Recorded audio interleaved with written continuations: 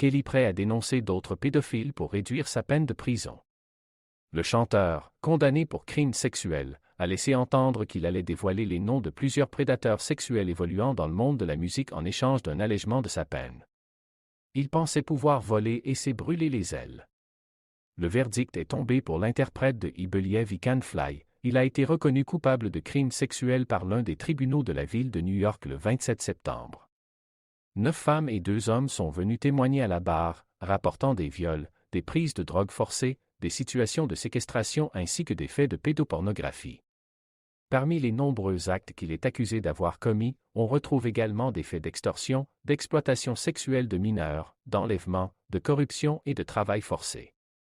Pour tous ces faits, enregistrés entre 1994 et 2018, R. Kelly risque fortement de passer le reste de sa vie derrière les barreaux.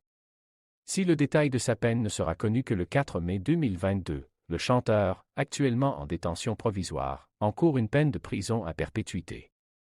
Gloria Allred, celle qui représentait 3 des 6 femmes qui ont témoigné contre la star déchue lors de son procès, a révélé ne jamais avoir été confrontée à un tel prédateur sexuel.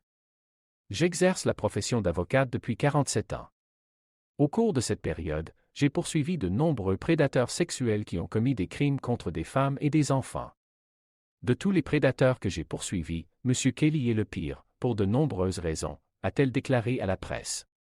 R. Kelly n'est pas de l'avis de l'avocate.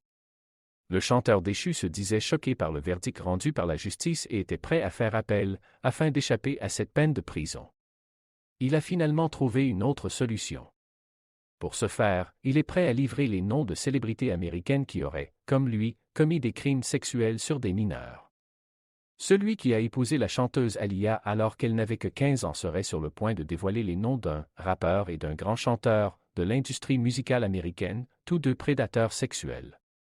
R. Kelly et son équipe travaillent avec le gouvernement fédéral pour réduire sa peine de prison, rapportent les médias américains à ce sujet.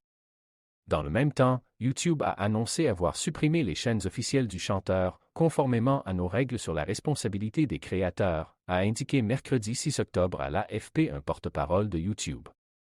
Le catalogue musical de la star déchue du R&B reste en revanche accessible sur YouTube Music, sur lequel l'artiste compte 137 000 abonnés.